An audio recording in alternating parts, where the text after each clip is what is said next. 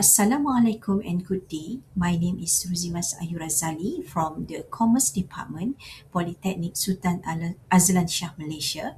It's my pleasure to present our research at the 8th Kuala Lumpur International Conference on Education, Economic and Technology 2026, CLITEX 2026. Today I will be presenting our research entitled Sales Simulation as a Teaching and Learning Tools, Impact on Marketing Students' Learning Outcome and Work Readiness.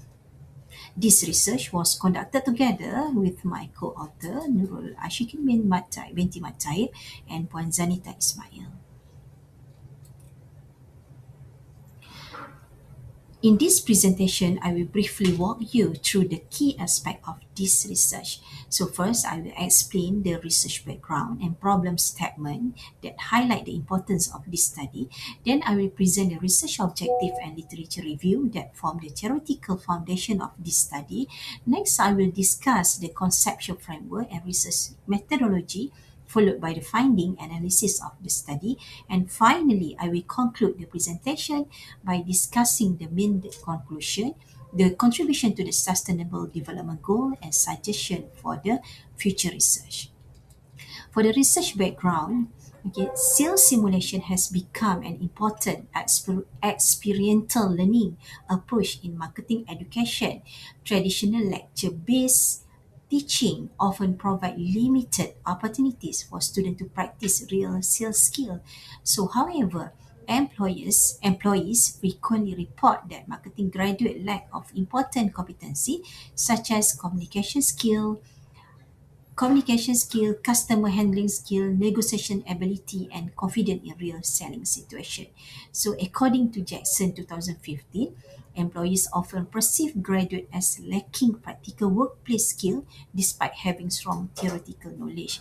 Therefore, experiential learning approaches such as sales simulation are introduced to bridge the gap between theoretical knowledge and workplace skill. For the problem statement, so marketing graduates are expected to demonstrate strong sales competencies when entering the workforce. So, however, many students face several challenges such as limited experience interacting with customer. Number two, difficult applying theoretical marketing knowledge. Number three, lack of negotiation and persuasion skill. And number four, low confidence in real sales environment. Although sales simulation is commonly used in marketing education, empirical evidence on its effectiveness in improving learning outcomes and employability, readiness remain limited. Therefore, this study investigates the role of sales simulation in preparing marketing students for workplace demand. Previous study highlight that graduate often lacks workplace-related competencies despite completing academic programs. Although some simulation is commonly used in marketing education, empirical evidence on its effectiveness in improving learning outcome and employable readiness remain limited. Therefore, this study investigates the role of sales simulation as an experiential learning approach in preparing marketing students for workplace demand. Next, for the research objective, this study the first one, examine the impact of sales simulation experience on marketing student learning outcome. Number two, analyze the relationship between learning outcome and employability readiness. And number three, determine whether sales simulation contribute to student work readiness. Next, for the literature review, this study is based on experiential learning theory. So, experiential learning theory by Cobb 2015, which emphasized learning through experience and reflection. So, previous studies also shows that simulation-based learning help students improve their communication skill, confidence, and decision-making ability. In addition, experiential learning activity contribute to the development of employability skill and workplace readiness among students.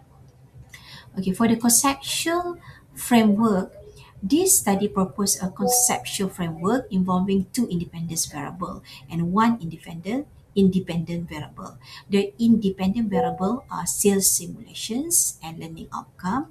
For the dependence variable is employability readiness. So the framework suggests that sales simulation experience influence learning outcome, which subsequently contribute to employability readiness.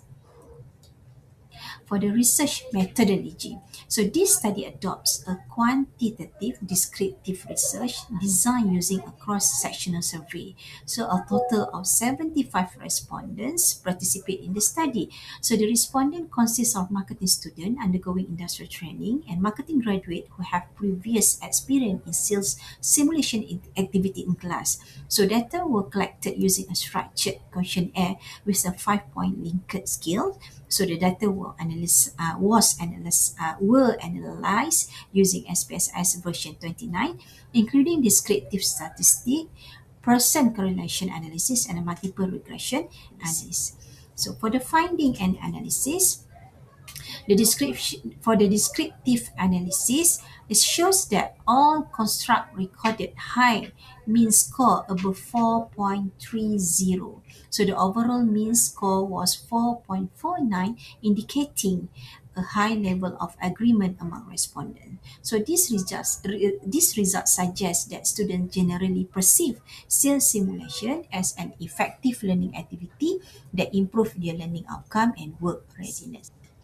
For the percent correlation analysis, data shows very strong positive relationship between the study variable. So learning outcome recorded is the strongest relationship with employability readiness with uh, with 0.954 followed by sales simulation experience with 0.906.